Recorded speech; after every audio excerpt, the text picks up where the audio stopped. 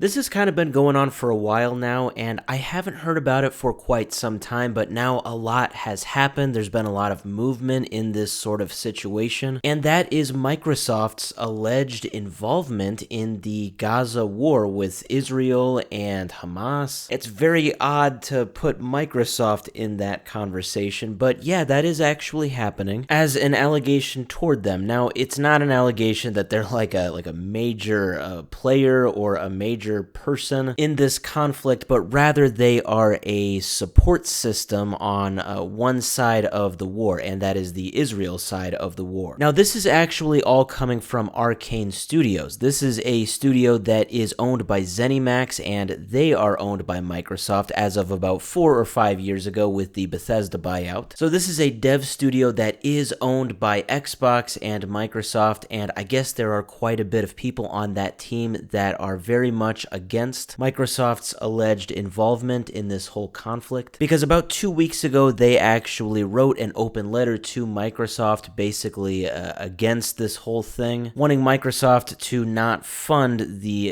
Israel side of this war. So I'm talking a lot about like their involvement in this, but how exactly is Microsoft supporting Israel allegedly? Well, you see here kind of around the same time as this open letter, there was this. Now keep in mind there was a lot of stuff leading up to this, like for months now. People have called Microsoft out, but yeah, 2 weeks ago, this came out.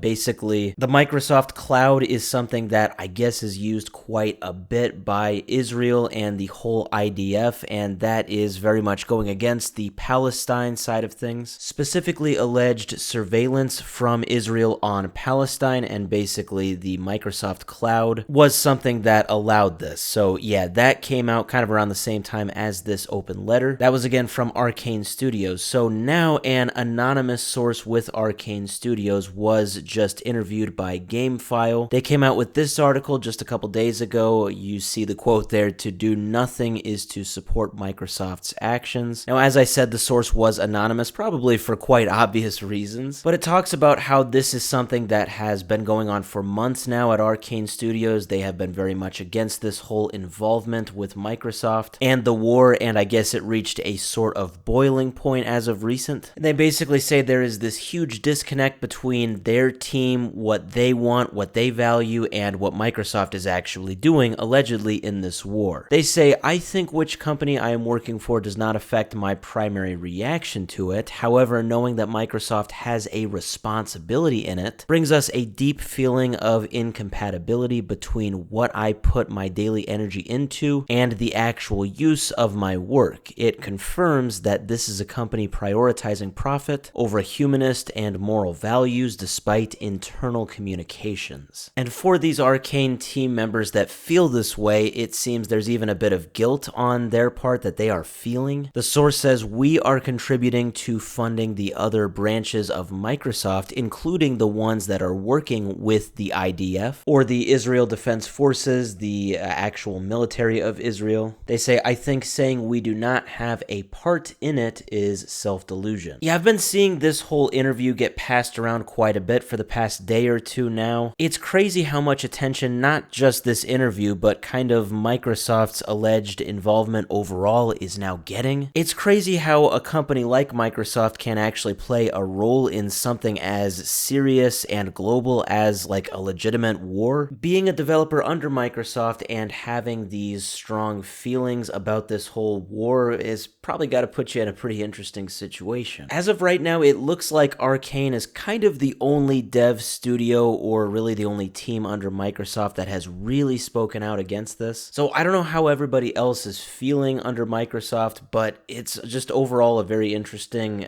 all-around situation. If the pressure builds, I don't know if it is enough to really make any sort of change with Microsoft and how they are doing their business in Israel and with Israel. Given that this is unfortunately a war that I don't think is going to end tomorrow or next week or even next month, we will see if there are actually any changes made here by Microsoft.